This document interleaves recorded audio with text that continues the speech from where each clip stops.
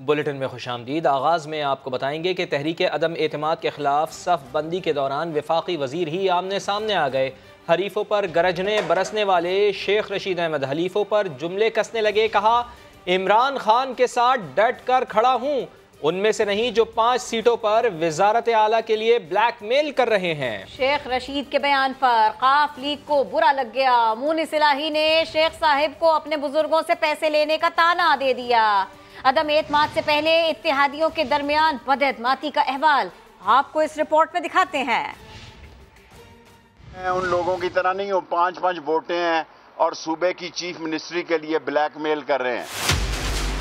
बेध्यानी में या जोशे खिताबत में वजीर दाखिला शेख रशीद ने अपने ही गोल पोस्ट में गोल दाग दिया। मैं उन लोगों की तरह नहीं हूँ, 5-5 वोटें हैं और सूबे की चीफ मिनिस्ट्री के लिए ब्लैकमेल कर रहे हैं। चीफ मिनिस्ट्री के लिए ब्लैकमेल कर रहे हैं। वजीर दाखिला ने किसी का नाम तो नहीं लिया, लेकिन मुनीस इलाही ने इस बयान को अपनी पार्टी के खिलाफ समझकर फौरी रद्द-ए-अमल दिया। अपने ट्वीट में मुस्लिम लीग काफ के रहनुमा ने लिखा कि वो शेख रशीद की इज्जत करते हैं, लेकिन वजीर दाखिला ये भूल रहे हैं कि इसी जमात के बुजुर्गों से वो अपनी स्टूडेंट लाइफ में पैसे लिया करते थे।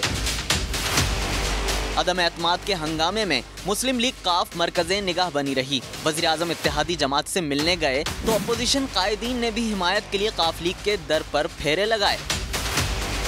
मुनीस इलाही तो वज़ीर आज़म को ये भी कह चुके हैं कि अपने लोगों को समझा दें, घबराना नहीं है। तमाशा चल रहा है, जो भी बातें हो रही हैं, मेरी आपसे गुजारिश है कि आप पीटीआई वालों को एक दफ़ा ज़रा तगड़े तरीके से कह दें, घबराना नहीं। मुस्लिम लीग काफ हतमी फैसले के करीब है। ऐसे में शेख साहब का बयान हुकूमत के लिए किसी नुकसान का बायस न बन जाए।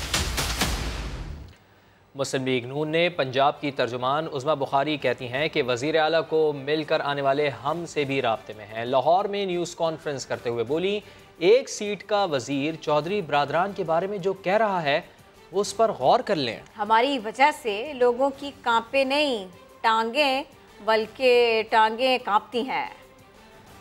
उस्मान बुज़दार साहब कब तक सिर्फ आपकी शक्ल दिखाकर जो है वो म्यूट फिल्म चलाई जाएगी और कहा जाएगा इसको शहबाज शरीफ मान लो। उसकी कुर्बानी को भी जो है अभी तक जायज नहीं समझा जा रहा। मेरे प्यारे टोट बटोट भाई, आपको वजीर आला लगाया गया था, अवाम के मुफादात का तहफ़्फ़ुज़ आपने करना था। शेख रशीद साहब को कुछ पता लग गया है, कुछ सुनगुन मिल गई है, इसलिए उनकी दुम पे आज पैर आया हुआ था। पहले तो वो कुचल दूंगा तो फलाना कर दूंगा, तो वो आज सुलह जो पे आए हुए थे और उन्होंने कहा कि मैं वो ब्लैकमेलर नहीं हूँ जो 5 सीटों वाले जो है वो पार्टी जो है वो वजारत आला मांगे। परवेज़ इलाही साहब को कहना चाहती हूँ, अजली लोटा जो खुद 1 सीट के ऊपर इस वक्त पाकिस्तान का वजीर दाखिला है, वो आपके बारे में ये कह रहा है।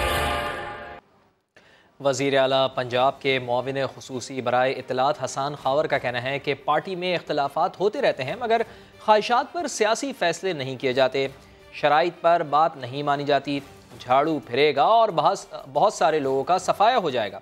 हमारे हीरो टीपू सुल्तान हैं, मीर जाफ़र और मीर सादिक का बखूबी इल्म है। बहुत सारे लोग हैं जो पंजाब के हाईएस्ट ऑफिस के कंटेंडर हैं, ख्वाहिशें सियासी फैसले नहीं करवाते। झाड़ू करना शुरू हो गया है, इंशाल्लाह 2023 तक सफाई का पहला राउंड कंप्लीट होगा। हमारा रोल मॉडल टीपू सुल्तान है, मीर जाफर नहीं है। मीर जाफरों का इलाज कर लेंगे। पंजाब पे हुकूमत करते रहे, आपने कोई एक ऐसा स्कूल बनाया जिसमें आप अपने बच्चे को भेजना चाहें, कोई एक ऐसा अस्पताल बनाया जहाँ पे आप अपना और अपने खानदान का इलाज करवा सकते हैं। उस्मान बुज़दार ने यह गलती की कि उन्होंने 360 अरब का तरक्याती पैकेज दिया कि तमाम अजला जो हैं वो अपने मुताबिक ये तरक्याती काम करें। इन लोगों ने पिछले 30 साल के अंदर इस सिस्टम को रिग किया। इन दोनों को एहसास हुआ क्यों ना मिलकर हम इकट्ठे हो जाएं और बारियां लगा लें, और ये इकट्ठे हो गए और एक शख्स इनके खिलाफ उठा और नए पाकिस्तान की उम्मीद थी। और आप ये देखें कि वो एक शख्स तनहा खड़ा है। आखिरी राउंड रेसलिंग का ये शुरू हो चुका है। इंशाल्लाह इसके अंदर इमरान खान साहब जो है इनको पछाड़ेंगे। माइनस बुज़दार रोकने के लिए वज़ीर आला पंजाब यकीन दहानियाँ प्लस करने लगे। 3 रोज़ में तरीन नून लीग और हम ख्याल ग्रुप समेत 80 से ज़ायद अरकान असम्बली, वज़रा और मुशीरों से उन्होंने मुलाकातें की और एतमाद की यकीन दहानियाँ इकट्ठा की। मोहसिन बिलाल की रिपोर्ट। वज़ारत आला की कुर्सी आवाज़ देने लगी, बुज़दार उसको बचाने के लिए इन एक्शन। 3 रोज में 80 अरकान से मुलाकातें। ऐवान वज़ीर आला में मुलाकातों का सिलसिला जारी है। उस्मान बुज़दार हर ग्रुप के हर रुकन को मिलने के लिए कोशा।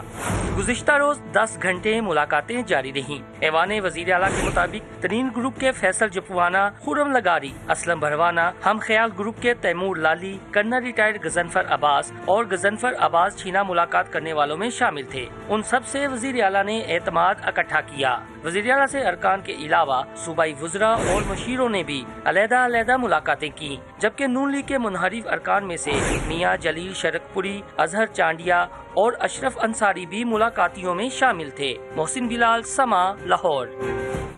पंजाब के वसीम अकरम प्लस को माइनस करने का मिशन। जहांगीर खान तरीन की रिहाइशगाह पर तरीन ग्रुप का अहम इजलास पीर को होगा। वफाक में तहरीक अदम एतमाद पर भी मुशावरत होगी। मज़ीद जान लेते हैं, समग्र नुमाइंदे मोहसिन बिलाल हमारे साथ मौजूद हैं। मोहसिन, अहम इजलास होने वाला है पीर को? जी बिल्कुल जी, पंजाब पीर को तरीन ग्रुप का इंतहाई अहम इजलास होने वाला है और लाहौर मॉडल टाउन में जहांगीर तरीन की रहायशगाह पर होगा। तर्जुमान तरीन ग्रुप का ये कहना है कि ये इजलास उनका फैसला कुन होगा और एक अहम फैसला भी मुतवक्के है। तहम तरीन ग्रुप के राय के मुताबिक अभी तक जो उनकी मुशावरत हुई है वो यही है कि माइनस बुज़दार के हवाले से कोई कंप्रोमाइज नहीं किया जाएगा। नुमान नगरियाल ने जो बयान दिया है, तरीन ग्रुप के बेशतर जो अरकान है वो उस पर स्टैंड करते हैं और उस्मान बुज़दार माइनस के बाद जो है वो आगे बात चलेगी। और राय के मुताबिक जो इजलास है उसमें ये भी फैसला किया जाएगा कि जो 2 वज़रा तरीन ग्रुप के पंजाब कबीना का हिस्सा है वो उसमें रहेंगे या नहीं, और हो सकता है कि राय के मुताबिक वो कबीना से अपने आप को अलग कर लें। जी बहुत शुक्रिया आपका। वज़ीर ख़ारिजा शाह महमूद कुरैशी कहते हैं तरीन ग्रुप को अहमियत नहीं देते। अलीम कोई ग्रुप नहीं, वो तो हमारे दोस्त हैं। जिसने PTI के निशान पर इलेक्शन लड़ा वो आईनी तौर पर इमरान खान को वोट देने के पाबंद है, वरना इस्तीफ़ा दे दें। वज़ीर ख़ारिजा ने यह भी कहा कि 22-23 मार्च को वज़राए ख़ारिजा इजलास होने जा रहा है। अपोजिशन से गुजारिश है ताउन फरमाए, रखना न डालें।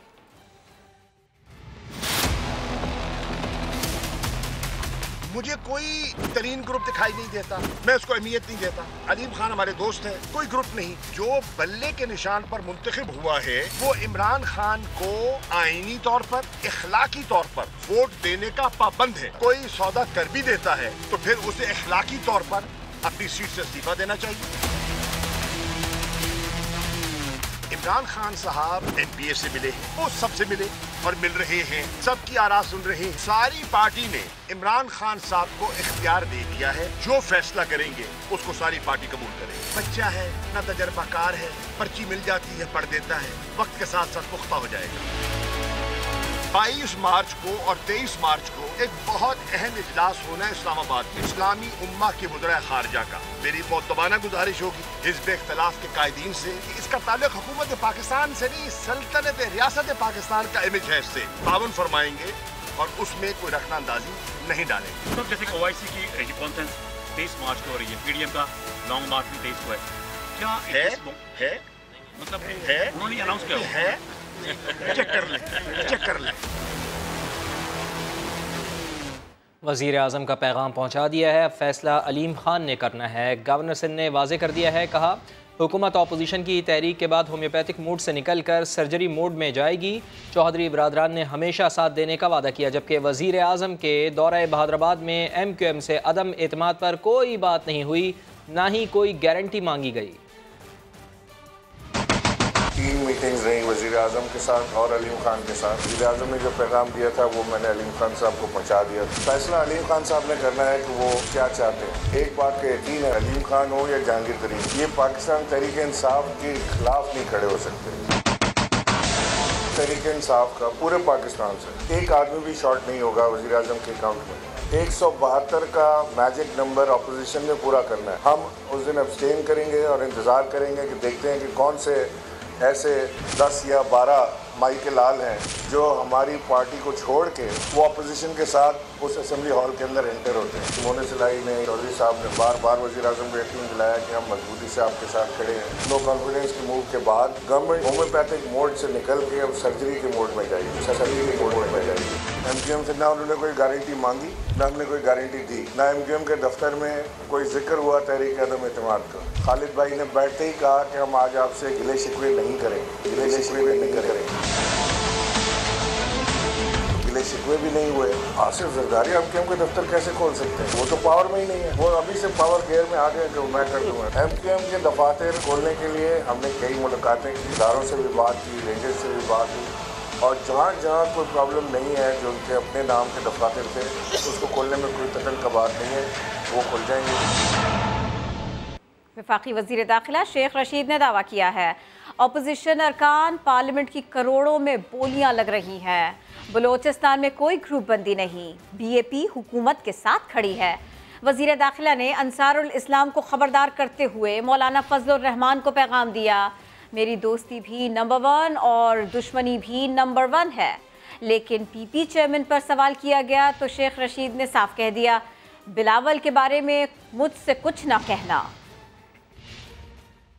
इमरान खान के साथ खड़ा हूं चट्टान की तरह। वोटों की खरीदो फरोख्त का बाजार गर्म रखा हुआ है। ब्लैकमेलिंग भी इस इंतहा की कर रहे हैं। जिंदगी में कभी नहीं सुना कि इतना रेट लगेगा, इतना रेट लगेगा। ये करोड़ों में लगाएं या जितनी मर्जी पैसे लगाएं, इमरान खान ये 5 साल पूरे करेगा। इत्तेहादी पार्टी बाप डंके की चोट से इमरान खान के साथ है। बिलावल के खिलाफ मुझसे कोई सवाल ना हो, मैं खफा होकर चला जाऊंगा। थ्रेट्स का खतरा है 2 बंदों को, मौलाना फजलुर रहमान और शेख रशीद को। मैं नंबर 1 से दोस्ती रखता हूं और नंबर 1 से दुश्मनी रखता हूं। पार्लियामेंट लॉजेस में 60-70 आदमी घुस आए, किसको क्या पता। हमने मानसेरे में भी रोके हैं, हाँ रोके हैं, हमने मर्दान में भी रोके हैं। किसी में हिम्मत है अंसारुल इस्लाम वालों को तो इलेक्शन वाले दिन आके बताएं, लग पता जाएगा। और शेख रशीद के बयान पर पंजाब के बाद बलूचिस्तान से भी रद्द-ए-अमल आ गया है। साबिक़ वज़ीर आला बलूचिस्तान जाम कमाल कहते हैं कि बलूचिस्तान अवामी पार्टी अपना फैसला खुद करेगी, शेख रशीद नहीं। शेख रशीद के बयान पर बाप पार्टी का भी रद्द-ए-अमल आ गया। बलूचिस्तान अवामी पार्टी अपना फैसला खुद करेगी, जाम कमाल की जानिब से कहा गया। साबिक़ वज़ीर आला बलूचिस्तान जाम कमाल ने भी ये वाज़े किया है कि फ़ैसला शेख रशीद नहीं करेंगे। जाम कमाल ने ट्विटर पैगाम दिया है। फरूख हबीब कहते हैं ऑपोजिशन जितनी मर्जी शेरवानियां सिलवा ले, जितनी मर्जी बूट पॉलिश कर ले, अदम एतमाद नाकाम होगी। वज़ीर मुमलिकत पुरएतमाद हैं, कहते हैं इत्तेहादी हमारे लाडले हैं जिनको सीने से लगा रखा है। ऑपोजिशन 172 का नंबर पूरा करके दिखाए।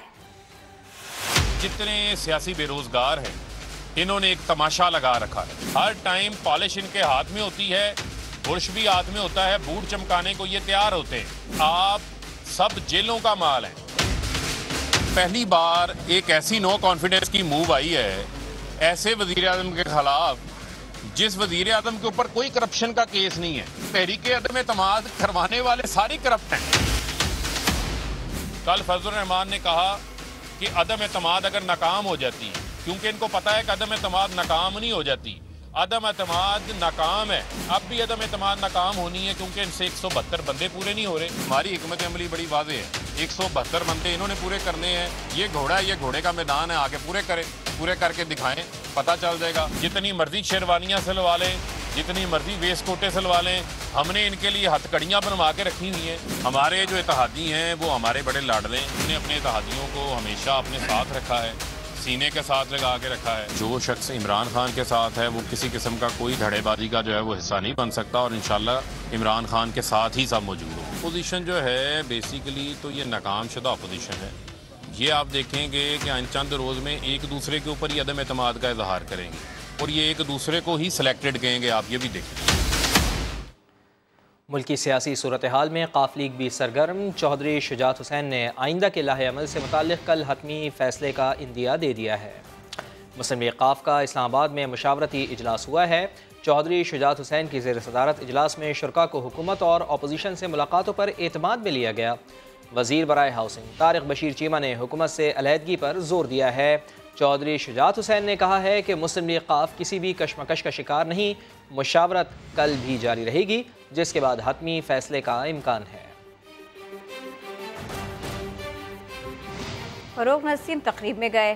तहरीक अदम एतमाद के वोट में पार्टी पॉलिसी के खिलाफ वोट देने पर कार्रवाई कैसे होगी, ये सवाल वफाकी वजीर कानून फरूक नसीम से बार बार किया जाता रहा, मगर वो हर बार नो कमेंट्स कहते रहे, जवाब टालते रहे, सहाफ़ियों को खुद आर्टिकल 63A पढ़ने का मशवरा देते रहे।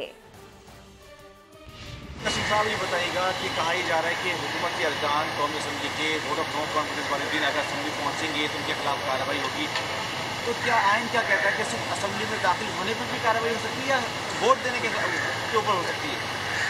आइन का आर्टिकल 63 कैपिटल A है, वो आप पढ़ लीजिए, अंग्रेज़ी में भी पढ़ लीजिए, उर्दू में भी पढ़ लीजिए, जो भी वो कहता है वही आइन है, उसी को फॉलो करना है। आप बता दें क्या है? No further comments. तो सर ये फरमाइएगा कि आइन का जो 63A जो है वो स्पीकर, कानूनी माहिरीन ये कह रहे हैं कि स्पीकर को वो इख्तियार नहीं देता कि वो किसी को पार्टी पॉलिसी के खिलाफ वोट करने के लिए रोक सकता है, तो क्या ये जो एक्ट है ये कमिट करने के बाद फिर कोई तहरीक के बाद रायशुमारी के बाद कानूनी कार्रवाई होगी? तो 63A बता रहा हूँ ना आपको। 63A में चन्नर साहब आपसे गुजारिश करूंगा कि भाई को ज़रा 63A की कॉपी ज़रा दें, पढ़ लें, क्या है। No comments, no comments.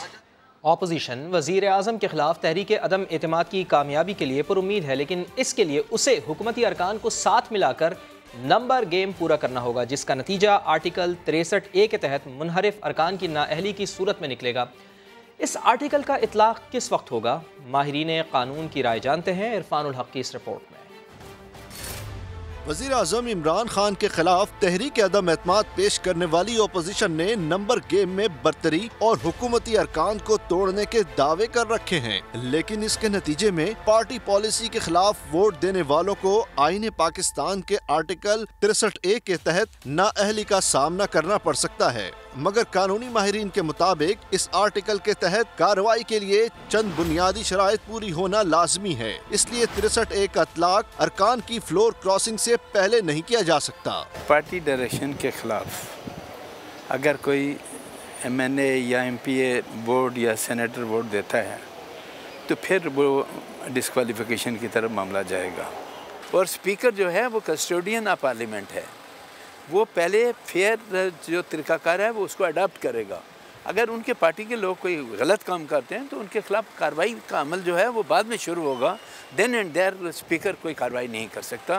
Disqualification क्यों लगती है कि उस आदमी ने वोट कर दिया अपनी पार्टी की पॉलिसी के खिलाफ, वो 3-4 चीज़ें जो नोटेड हैं उसके अंदर, फिर वो स्पीकर को रेफरेंस दिया जाता है, फिर स्पीकर आगे भेजता है, तो पहले उसका आदमी का फ्लोर क्रॉसिंग होगी तो फिर इवेंट्स आएंगे। कानूनी माहिरीन के मुताबिक आर्टिकल 63A के तहत स्पीकर को बजाते खुद किसी मुनहरिफ रुकन के खिलाफ कार्रवाई का इख्तियार हासिल नहीं है। स्पीकर का रोल उस वक्त आएगा जब पार्टी लीडर एक उसको रेफरेंस भेजेगा स्पीकर को कि जी फलाना मेरा जो मेंबर है वो इन जो क्लॉजेस दी हुई हैं उसके अंदर सेक्शन 63 उस पे उसके खिलाफ जा रहा है, जैसे वोट ऑफ कॉन्फिडेंस में दूसरी साइड पे जा रहा है, फिर स्पीकर उस पे एक रेफरेंस भेजेगा to the election commission for his removal. माहिरीन कहते हैं कि किसी मुनहरिफ रुकन असम्बली के खिलाफ फैसला आने की सूरत में भी उसके पास अदालत जाने का ऑप्शन मौजूद होगा। पार्टी के चेयरमैन को उनको शोकाज नोटिस देना चाहिए कि आपने हमारी डायरेक्शन को फॉलो नहीं किया, क्यों ना आपको डिस्क्वालीफाई कर दिया जाए। जो शोकाज नोटिस का वो जवाब MNA देगा, जैसे कि आर्टिकल 10A में फेयर ट्रायल की बात की गई है। शोकाज नोटिस देने के बाद जो फैसला करेंगे उसके बाद लीगल रेमेडी वो MNA जो अडॉप्ट करता है, अगर उसके खिलाफ कोई जजमेंट आता है तो फिर court of law is there, वो उस कोर्ट में जाएगा। वज़ीर आज़म या वज़ीर आला का इंतखाब हो या एतमाद और अदम एतमाद के लिए वोटिंग हो या फिर बजट के लिए राय शुमारी हो, आर्टिकल 63A के तहत इन मामलात में अगर कोई रुकन पार्टी पॉलिसी के खिलाफ जाता है तो उसे नाअहल करार दिया जा सकता है। आईनी माहिरीन कहते हैं कि आइन के आर्टिकल 63A का इतलाक कार्रवाई के बाद हो सकता है। कोई रुकन असम्बली अगर पार्टी पॉलिसी की खिलाफ वर्जी करे तो उसके बाद उसके खिलाफ कार्रवाई हो सकती है। खिलाफ वर्जी से पहले किसी भी रुकन के खिलाफ कार्रवाई नहीं हो सकती। कैमरामैन फरहान यूसुफ के साथ इरफानुल हक, समा, कराची। ज़मीन पर सियासी मंजरनामे को सितारे कैसे देख रहे हैं? तहरीक अदम एतमाद पर जीत ऑपोजिशन की होगी या हुकूमत को कामयाब मिलेगी? क्या उस्मान बुज़दार के लिए मुश्किलात हो सकती हैं? किसके सितारे गर्दिश में हैं और किसके नहीं? लाहौर से रिपोर्ट करेंगी नवीन अली। सियासत का मौसम गर्म है, कहीं खौफ के बादल तो कहीं तजब्जुब की हवा, कहीं घबराहट की घन गरज तो कहीं गुस्से की आंधी। वजीर आज़म हाउस और वजीर आला पंजाब का मुस्तकबिल, सितारे क्या कहते हैं, आइए जानते हैं।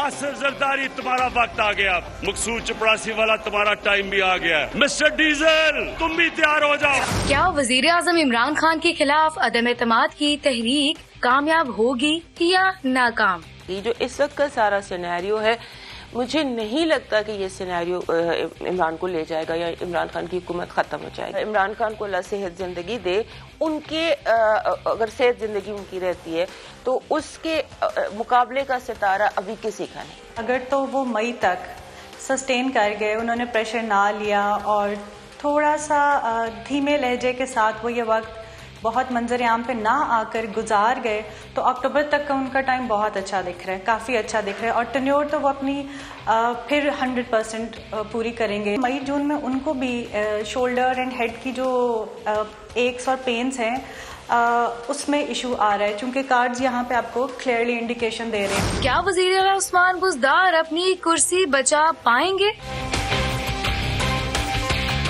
उस्मान बुज़दार बदलेंगे, वो मुझे नहीं लगता वो सरवाइव करेंगे। वो रेलिवेंट रहेंगे, उनका इरेलिवेंट होना दिखाई नहीं देता। अगर वो सीएम पंजाब ना रहें तो उनको कोई और ओहदा रीशफलिंग में जरूर मिल सकता है। अगर उस्मान बुज़दार हटते भी हैं सीएम पंजाब से तो हो सकता है कि चौधरी परवेज इलाही का काफी सितारा इसमें गर्म दिख रहा है।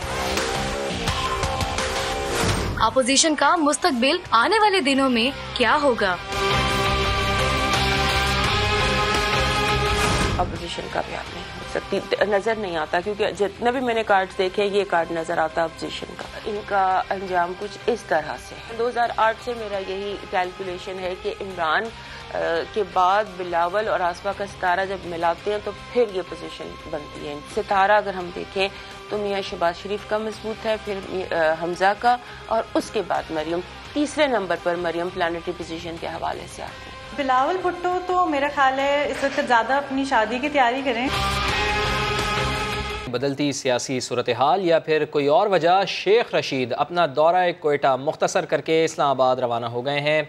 शेख रशीद को कल सुबह इस्लामाबाद रवाना होना था। अभी ये खबर आ रही है कि वज़ीर दाखिला शेख रशीद अहमद अपना दौरा मुख्तसर करके इस्लामाबाद रवाना हो गए हैं। तो इसी बारे में मजीद बात होगी। मुझीब अचक से ही हमारे साथ हैं। मुझीब बताएं, जल्दी जल्दी जा रहे हैं, क्या मालूम हो सका, वजह क्या है? जी बिल्कुल ऐसा है कि मुल्क में बदलती जो सियासी सूरत हाल है उसके पेश नज़र वफाकी वजीर दाखिला शेख रशीद अहमद और कासिम सूरी जो कि डिप्टी स्पीकर कौमी असम्बली है, दोनों रहनुमा जो PTI के हैं, उन्होंने अपना दौरा कोयटा मुख्तसर करके कल उन्होंने रवाना होना था 10:25 पर। ताहम आज वो 6 बजे जो है वो कोयटा से रवाना हो चुके हैं इस्लामाबाद के लिए। ये दोनों रहनुमा का एक साथ अचानक निकलना जो है ये भी इसी बात की तरफ इशारा है कि मुल्क में जो बदलती सियासी सूरत हाल है, जो अहम डेवलपमेंट्स हो रही है, उसके पेश नजर इन्होंने अपना दौरा कोयटा मुख्तसर कर दिया और इस्लामाबाद रवाना हो गए। जी शुक्रिया, आपने अपडेट किया। अपोजिशन की तहरीक अदम एतमाद को नाकाम बनाने का मिशन, वज़ीर आज़म इमरान खान मुतहरिक। बनी गाला में मुलाकातों का सिलसिला जारी है। वज़ीर आज़म से मिलने वालों में वफाकी वज़रा शाह महमूद कुरैशी, अली जैदी, सेनेट में कायद ऐवान शहजाद वसीम और अरकान कौमी असम्बली भी शामिल हैं। मज़ीद जान लेते हैं, इस्लामाबाद में समग्र नुमाइंदा खुसूसी अब्बास शब्बीर हमारे साथ मौजूद हैं। अब्बास साहब, बड़ी अहम मुलाकात है वज़ीर आज़म की अपनी टीम मेंबर से। जी बिल्कुल, आज हफ्ते के रोज भी बनी गाला में मसरूफियत रही वज़ीर आज़म इमरान खान की। अरकान कौमी असम्बली खवातीन जो कि मखसूस नशस्तों पर मुंतखब हुई है, उनसे वज़ीर आज़म ने मुलाकात की है। मईशत के हवाले से, अपनी पॉलिसियों के हवाले से बताया है, साथ साथ अदम एतमाद के हवाले से भी तफसीली तौर पर बातचीत हुई है। शहजाद वसीम और दीगर से मुलाकात में वज़ीर आज़म ने वाज़ेह तौर पर कहा है कि अदम एतमाद नाकाम होगी। साथ साथ माशी पॉलिसियों पर उन्होंने कहा कि हुकूमत की कामयाब माशी पॉलिसियों के विरसे में मिलने वाला दिवालिया मईशत को इस्तेकाम मिला है। जबकि मुल्की मईशत सस्टेनेबल ग्रोथ की राह पर गामजन है। आवाम के साथ अपना राब्ता मजबूत करें, तमाम को हिदायत की गई है। साथ साथ उन्होंने ये भी कहा है कि हुकूमत टारगेट, सब्सिडीज और नौजवानों के लिए रोजगार के वसी मौके पैदा करने के लिए कोशा है। उन्होंने ये बताया कि हमें महंगाई का बिल्कुल पता है कि मुल्क में महंगाई है, लेकिन ओवरऑल पूरे वर्ल्ड के अंदर इस तरह के क्राइसिस हैं। साथ साथ उन्होंने कहा कि हुकूमत सरमायाकार दोस्त माहौल पैदा करके महंगाई के मनफी असरात को कम करने की भरपूर कोशिश कर रही है। अहम मुलाकात थी। बेसिकली ये मुलाकात अदम एतमाद से पहले तमाम अरकान असेंबली से वजीर आजम ने फैसला किया है कि मुलाकातें की जाए। तो आज बनीगाला में हफ्ते का रोज भी वजीर आजम ने मसरूफ गुजारा। ठीक, बहुत शुक्रिया आपका अब्बास। एक पार्टी कई बयानिए। एक तरफ MQM पाकिस्तान तहरीक अदम एतमाद के मामले पर पीपल्स पार्टी क़यादत से मुज़ाकरात में मसरूफ, और दूसरी जानिब अमीनुल हक की पीपल्स पार्टी के खिलाफ जारहाना तकरीर। कहा K4 मुकम्मल न करने पर सिंध हुकूमत को शर्म आनी चाहिए। सिंध के पैसे कभी फालूदे वाले के पास से निकलते हैं और कभी पापड़ वाले के पास से। देने की जिम्मेदारी किसकी बनती है? 18वीं तरमीम के बाद सिक्का बंद जिम्मेदारी सूबाई हुकूमत की बनती है। हम टैक्स देते हैं आपको, आप बदले में हमें क्या देते हैं? अगेन वज़ीर आला साहब तासुब के नाम पर, सियासी इंतकाम के नाम पर ऐसा ना करें कि 12 अरब रुपए वफाकी हुकूमत ने उस पर खर्च कर दिया। सूबाई हुकूमत ने not a single penny, I repeat, not a single penny invested in the K4। शर्म का मकाम है, बेशर्मी की इंतहा है, कराची दुश्मनी की इंतहा है। पैसे कहाँ जाते हैं? पापड़ वाले के पास, फालूदे वाले के पास से बरामद होता है। वज़ीर इत्तलात सिंध सईद गनी कहते हैं कि शहरी इलाकों में MQM का वोट बैंक है, उनका मैंडेट तस्लीम करना चाहिए। कराची के इलाके महमूदाबाद में मीडिया से गुफ्तगू करते हुए उनका कहना था कि MQM के सियासी लोगों से ताल्लुकात और राब्ते रहने चाहिए। MQM का जेन्युइन वोट है शहरी इलाकों में, और अगर उनका कहीं मैंडेट है तो हमें उसको तस्लीम करना चाहिए, और हमारे मैंडेट को सबको तस्लीम करना चाहिए। MQM के वो लोग जो पॉलिटिकल लोग हैं, जिनके ऊपर कोई एलिगेशन नहीं है, जिनके ऊपर इल्ज़ामात नहीं हैं, जो एक अच्छी सियासत करना चाहते हैं, उनके साथ ताल्लुकात और राब्ते रहना चाहिए। एक पॉलिटिकल रोल MQM का बनता है तो वो रोल हमें उनको देना चाहिए। MQM के अंदर जो लोग ऐसे हैं जो दहशतगर्दी के खिलाफ हैं, जो उसे जान छुड़ाना चाहते हैं, हमें उनको रास्ता देना चाहिए, उन्हें स्पेस देनी चाहिए। आज अगर MQM ये समझती है कि वो पॉलिटिकल इश्यूज़ पे बात करे, वो अवामी मुतालबात करे, वो ऐसी चीज़ें करे जिससे आवाम का फ़ायदा हो, तो मैं समझता हूँ कि हमें उन बातों पे गौर करना चाहिए।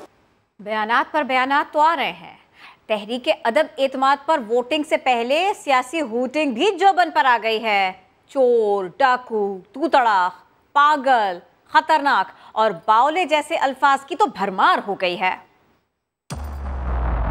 एक तरफ खतरनाक डीजल, एक होता है पागल, एक उससे जरा ऊंचा मर्तबा है भावला। बिल्कुल वो कैफियत हो गई है उसकी। ड्रामाबाज, शोबाज। वार्निंग देना चाहता हूँ, शहबाज शरीफ टाई कमीज और सूट पहन के अंग्रेजी बोल के अपनी जुबान को लगाम दो। मंजी थले डांग फेर।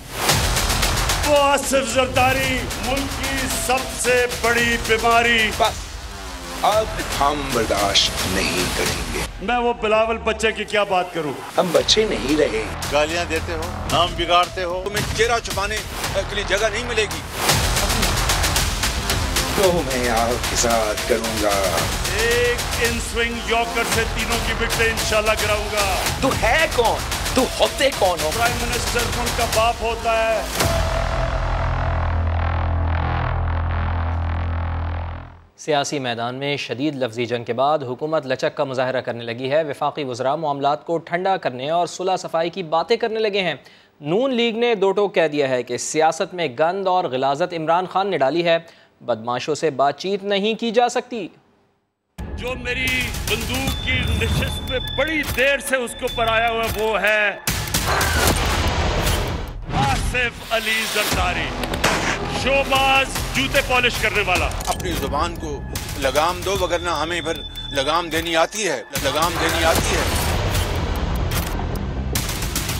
शदीद सियासी तल्खियों के बाद सुलह सफाई की आवाजें भी आने लगी। कल तक कुचलने की बातें करने वाले वजीर दाखिला शेख रशीद आज कह रहे हैं कि ठंडे प्रोग्राम की तरफ जाना चाहिए। हमें ठंडे प्रोग्राम की तरफ जाना चाहिए, सुलह सफाई की तरफ जाना चाहिए। तो ये ना हो कि तुम 10 साल तक लाइन में लगे रहो और फिर 10 साल तक सिलेक्शन की बात करो।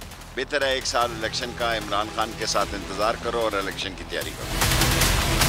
वज़ीर इत्तलात फवाद चौधरी को भी दहकते सियासी माहौल की फिक्र होने लगी। कहते हैं जमहूरियत इतनी तकसीम का निज़ाम नहीं कि किसी वजह से बात करना ही मुश्किल हो जाए। बोले लड़ना मुश्किल नहीं, लेकिन उसके बाद सुलह करना मुश्किल हो जाता है। हुकूमत में लचक आई मगर नून लीग का गुस्सा ठंडा नहीं हो रहा। मरियम औरंगजेब ने साफ कह दिया कि इमरान खान को समझाएं। उन्होंने सियासत को दुश्मनी में बदला। बातचीत सियासतदानों से होती है, बदमाशों से नहीं। सियासत में गंद और गिलाजत इमरान साहब ने डाला हुआ है। सिंध हुकूमत साबिक वज़ीर आज़म बेनज़ीर भुट्टो के नाम से मंसूब मंसूबे को 14 साल में भी मुकम्मल नहीं कर सकी। मंसूर मुगैरी की रिपोर्ट देखिए।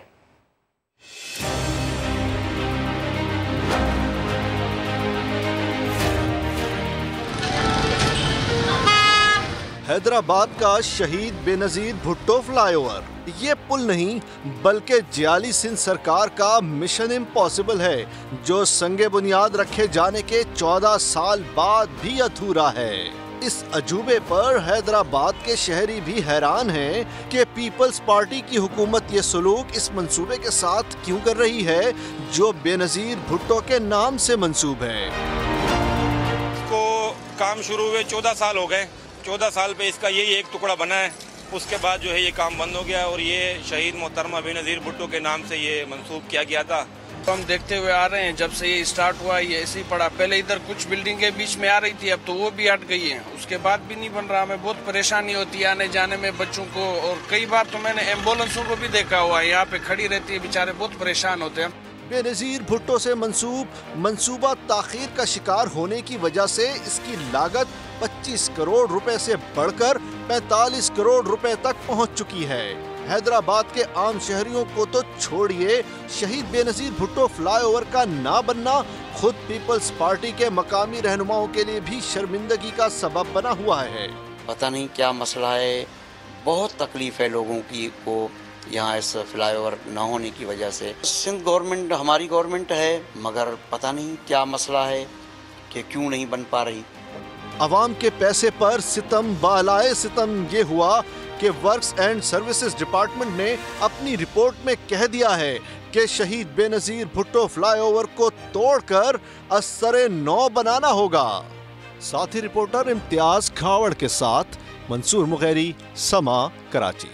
भारतीय मिसाइल 2 एटमी कुव्वतों के दरमियान झड़प का जरिया बन सकता था। आलमी बरादरी नोटिस ले। वजीर खारिजा शाह महमूद कुरैशी की मीडिया से गुफ्तगू। कहा यूक्रेन में इंसानी इमदाद भेजने का फैसला किया है। मिसाइल आके गिरता है मियां चन्नू के पास, फर्ज कीजिए थोड़ा सा ये इधर गिर जाता और शहर के ऊपर गिरता, गुंजान आबादी है, और वो जो अमवात होती, शहादतें होती, उसका जिम्मेदार कौन होता? 2 एटमी कुव्वतों के मुकाबले के दरमियान एक झड़प का जरिया बन सकता था। हमने कहा है कि बैन अक़वामी कम्युनिटी को, सलामती काउंसिल को इसका नोटिस लेना चाहिए। फैसला किया है कि यूक्रेन की ह्यूमैनिटेरियन असिस्टेंस हम करेंगे और वज़ीर आज़म ने हिदायत दे दी है और इंशाअल्लाह अनकरीब हमारे C-130 तैयारे जो हैं वो कुमक लेकर यूक्रेन, वॉर्सो जाएंगे, पोलैंड जाएंगे। विजिट कीजिए हमारी वेबसाइट sama.tv। इसके अलावा आप हमें फेसबुक और ट्विटर पर भी ज्वाइन कर सकते हैं। एक ब्रेक के बाद हेडलाइंस के साथ दोबारा हाजिर होंगे। देखते रहिए समा।